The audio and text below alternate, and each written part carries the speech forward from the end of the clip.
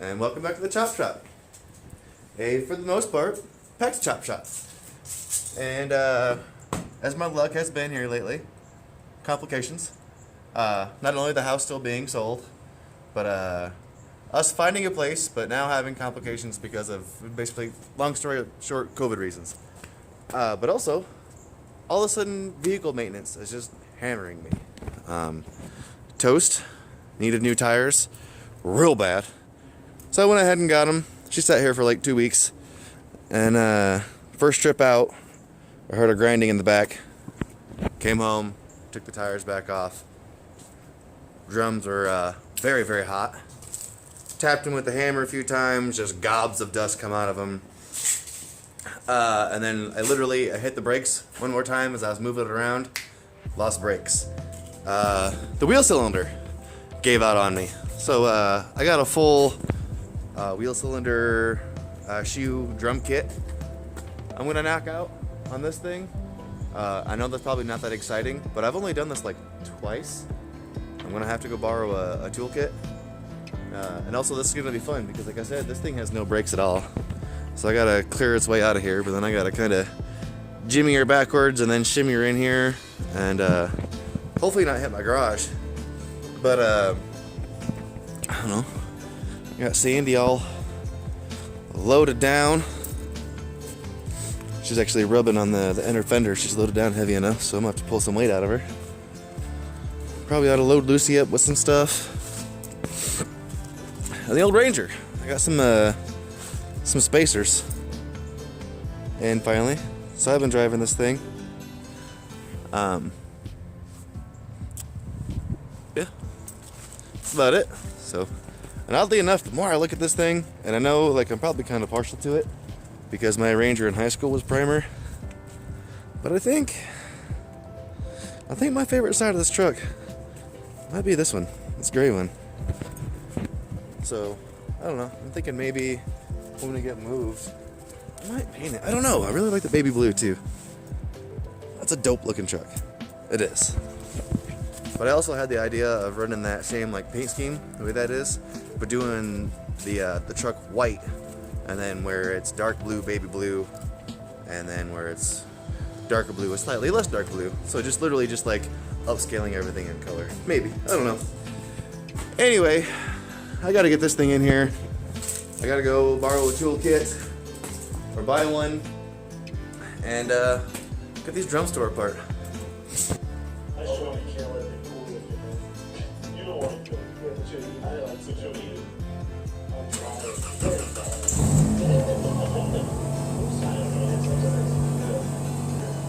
Really? Is it like you die out or it's just like hunting? They die out. Oh, like naturally 3 to 5 years. Oh, that's a short while. Well, look at something from the organ. Something happens and they basically starve. It's an organ starve. Something happens to the body where it's going to test that it can eat the organ.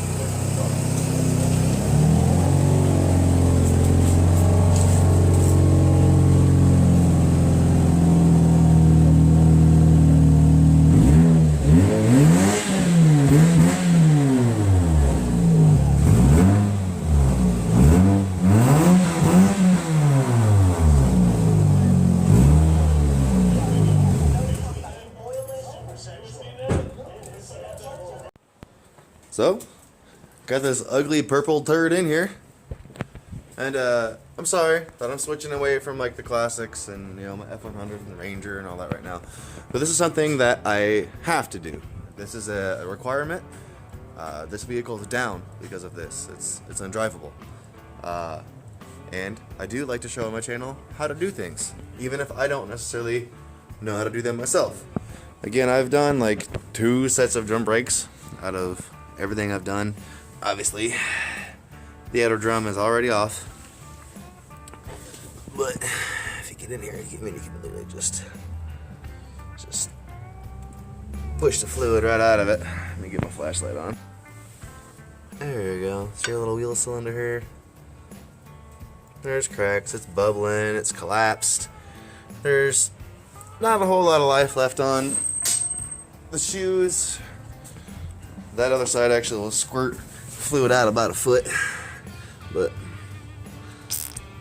yeah, same thing. This side, and then drums. You leave it out here rusting now, but there's a nice little groove in them. But again, you know, I apologize if this is something a little bit newer. And honestly, kind of boring. I don't know. This thing's been super reliable to us. I'm not gonna shit on it.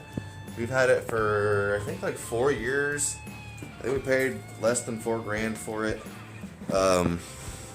A deer ran into it 2 years ago. We threw it back together with Amazon parts. Me and my wife did. There's like 3 videos of us making that happen. Its exhaust is falling off of it twice, actually. I made a video makeshifting some pieces of the old F100 exhaust on here, and then it rusted off in another spot. So I ended up doing a square tube exhaust, just because it was super easy to do. I don't really care that it's loud. I just don't want it droning underneath of me. But I don't know. This thing's been able to teach me some stuff, make some content. It drives us like a 30-mile trip to and from work every day for years now. It's been Chicago. This thing has been awesome. So I'm sorry that I'm boring you with something a little bit newer or not, you know, hot roddy stuff. But without further ado, you know, I'm gonna jump into this.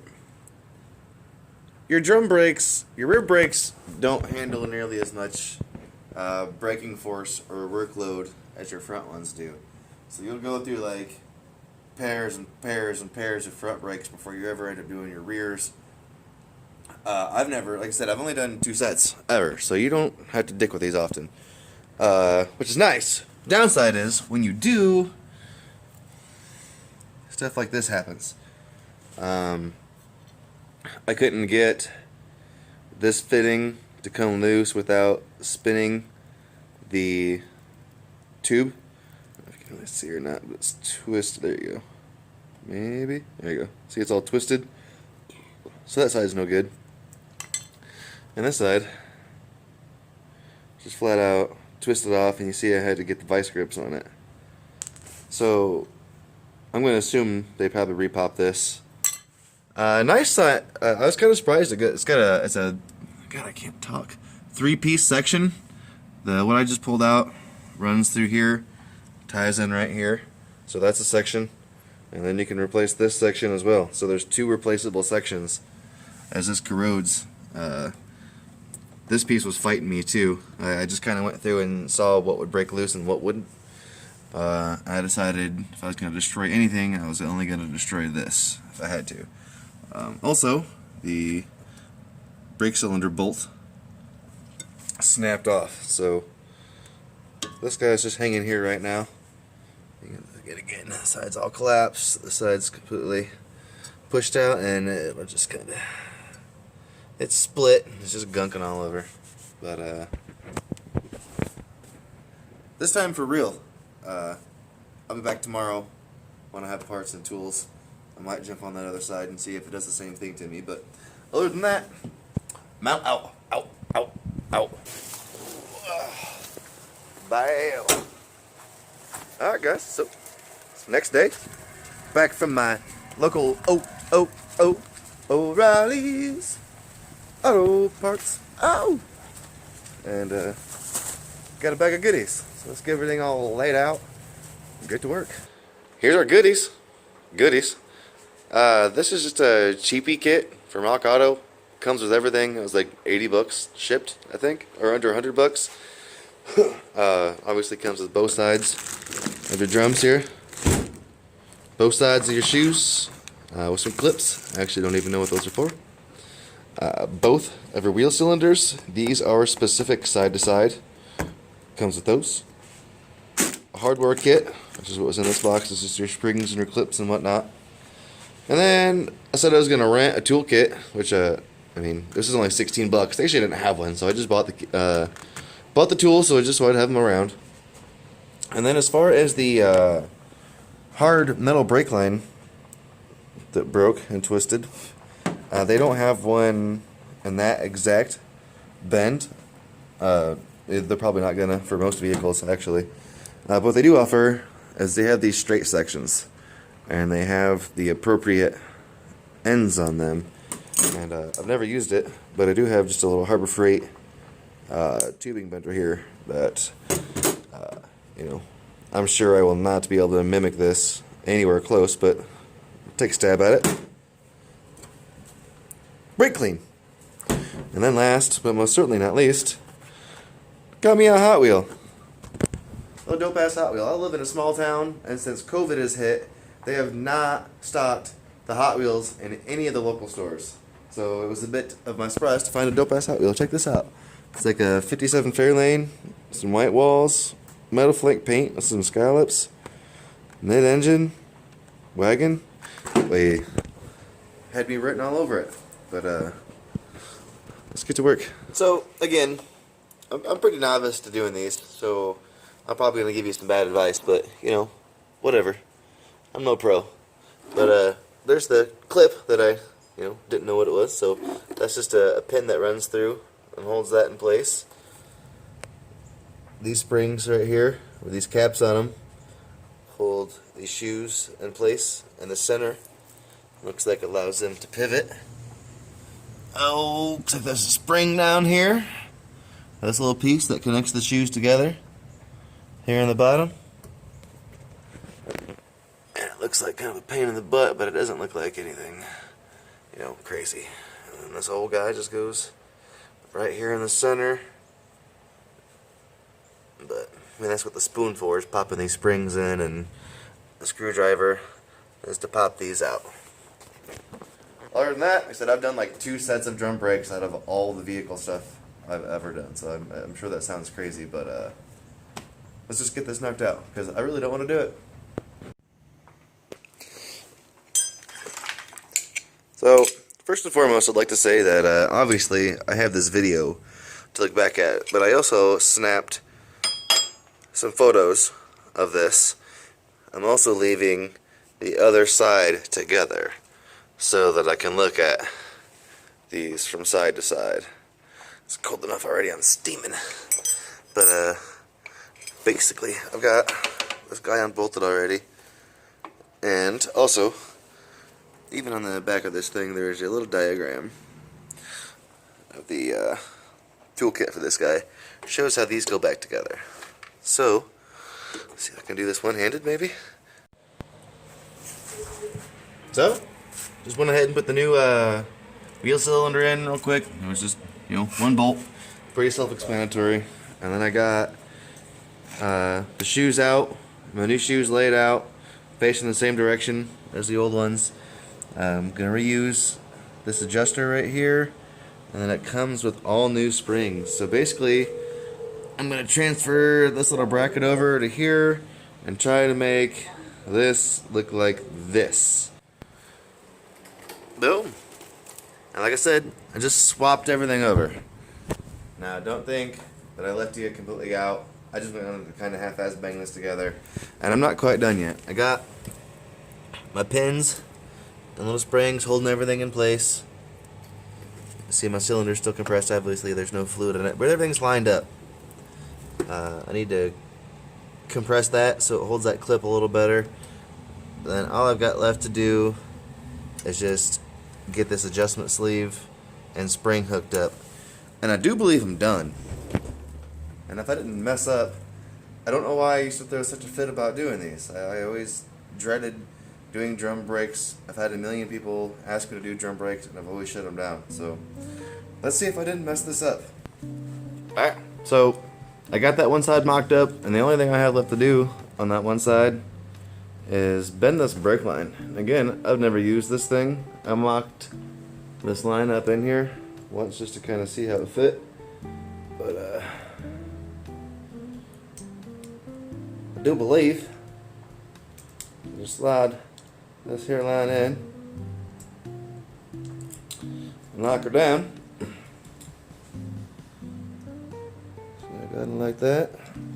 And see, my line's got a little bend coming out of it. Let's see what happens here. Oh yeah.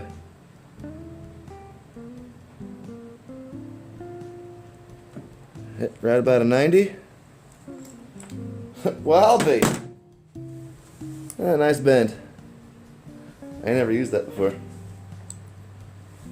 So, step one of this brake line done. There she be, guys. It ain't nothing pretty.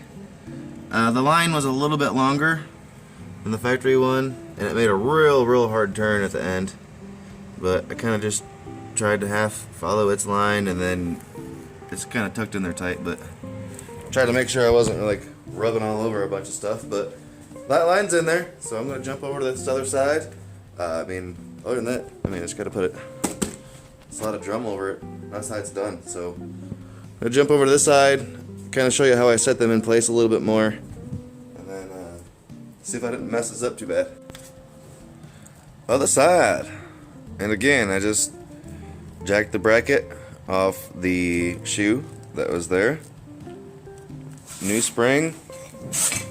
And this guy is just gonna sit loosely in here. I gotta get my wheel cylinder in there still. Kind of getting ahead of myself, but just kind of show you, how this lays out. So your wheel cylinder goes in here. There's just one bolt.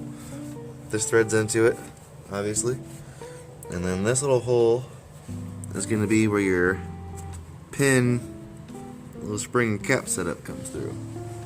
There's another one on this guy, and then there's nothing but that little horseshoe clip, or whatever you want to call it, that holds this in place.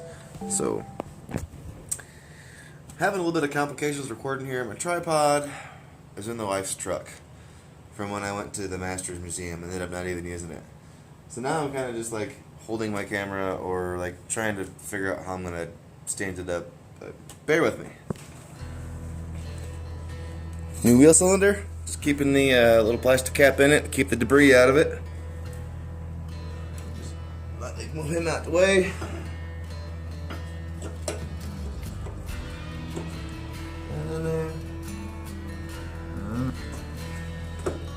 Working on metric stuff. The curse of the 10 mil got me. Couldn't find my 10 mil.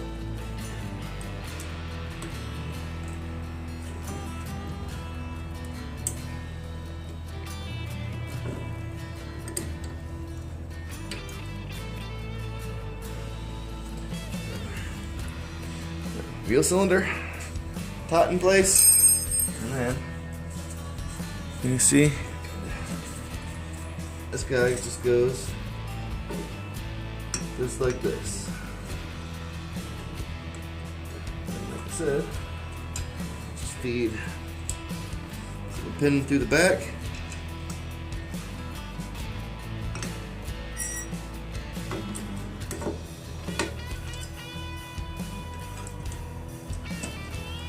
Go to the right hole. That's what she said. And then these, once you get the tool on them, are really easy to do. They're kind of pretty much impossible to do with my glove on, basically. It's just a pain to get the tool on it with my fat glove finger going on. There. And then that guy's just mocked up in place. See how it's still got all this wiggle?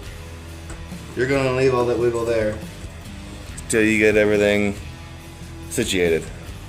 So I'm going to bang this other guy on here real quick. Other side, mocked up real quick. And then, like I said, there's just a little horseshoe clip that holds this in place. Nothing crazy. And everything, still completely movable. And then there's just this little spring on the bottom. Just line these bad boys up. Hook one side. Hook the other side. Some of these springs are easier said than done. But ironically enough, I've not used the toolkit I bought. But hardly. I've used just kind of oddball stuff I had laying around. That little bottom spring you just saw me fighting with, or two little spring clips here. Got us hanging in place. and I don't know if it's right, but I'm calling it a horseshoe clip. That's what it looks like. I'm assuming I should probably close this guy, so I'm going to make that happen before it's all done. But like I said on the other one, I just transferred the new spring over to this little adjustment sleeve. Made sure everything was facing the same direction. This little gear or cog is gonna hit. Let me get a screwdriver. This little lever right here, and what that's gonna do is adjust the sleeve outward and basically self-adjust your brakes outward, take the slack out of them. So you want to make sure that goes in the right direction. But this guy just goes in here, and that's about it. All I got left to do is just put this little fork in this little notch. So basically I'm just gonna spread these back apart, pop that guy in there, and then at that point in time, done. I'm going to tighten that little horseshoe clip so it doesn't pop up. Clean everything with some brake clean, slam that drum on, and then after that I'll be waiting for the wife because I'm going to need someone to help me bleed these brakes. So, alrighty, so got some brake fluid in there because we're going to lose some bleeding the brakes. It's actually super early in the morning. The wife's still asleep, so what I'm doing is just give the old brakes here a nice solid pump. Get all them air, get all that air compressed in there, and I'm just lodging these here shears in there. And then just come back here.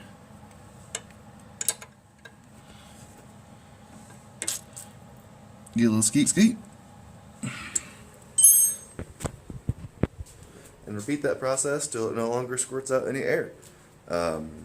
You'll want to do furthest away from the cylinder, master cylinder first. So this guy,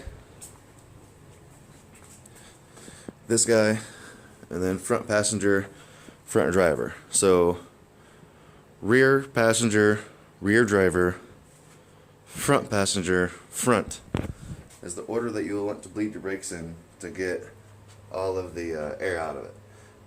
Now I didn't take the front brakes off or anything, but I did get air into the system, so I am going to bleed the front brakes anyway. So we'll be back when I get this all buttoned up. Alright, so ended up acquiring the help of my wife. Anyways, even after kind of cheating the system there a little bit. Reason being is I just couldn't quite get the pedal to compress all the way and give the pressure that I needed to get all the air out. I got real close, but not quite. Obviously replacing the one line and replacing both wheel cylinders, there was some air in the system. And then while bleeding the passenger front, I got just a smidgen of rusty water out of it, which was, concerning. But it all bled out. I've got full pressure. Take old girl for a little test spin here.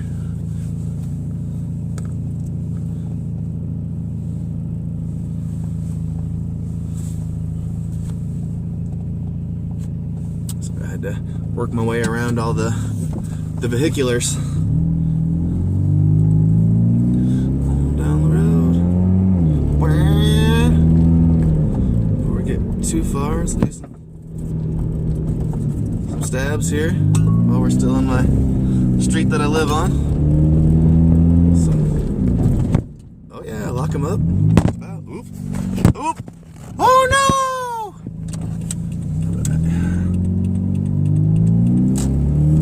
So with way less pressure than normal, I was able to damn near lock these things up. So that's cool. Got new tires, new brakes in the front, new should probably just go through the whole list because this is our this is our little beater, and it just kind of I just was putting maintenance off on it and putting it off because it was just an affordable vehicle we got up because it got good gas mileage and it was to the point where it needed maintenance, but it was our disposable vehicle. But kind of fallen for. Good old Sammy's been good to us. So she's got new tires, she got a fresh oil change, she had new plugs put in, spring. She's had pads and rotors up front, drums and shoes, new cylinders, new line, out back, oil change. There's a little vibration that comes from somewhere. I can't quite tell where it is, but I mean, underneath everything looks and feels super solid. Nothing's wiggling and clanking around. So I mean, I'm just gonna roll with it until it kind of makes itself a little more obvious, because I can't find it. I've been under this thing a bunch of times. So as far as working on this thing and doing brakes, I'm done with it right now. Real quick before I go, and this is just a personal opinion, but I feel like this thing kind of sounds like an RX-7, like a rotary engine a little bit, in the upper RPM range. Give it a listen.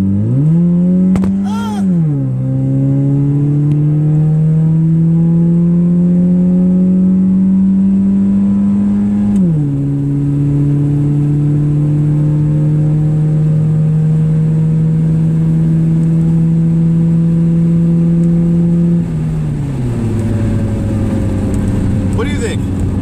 I know this thing probably makes like 60 horsepower in this. It actually revs to like, this thing revs to a little over 6 grand, which for a high efficiency 4-cylinder is, in my opinion, a little high for, you know, a daily driver. But it'll go over 6 grand all the time. It's probably where the noise comparison is coming from. It's just the RPMs getting high enough that they just kind of sound like they have similarities. Plus I've got that oddball square tubing exhaust on there, so it definitely sounds unique coming out the side. But I don't know, just wanted to be a racer for a second, I guess. Do it again. I'll do it again.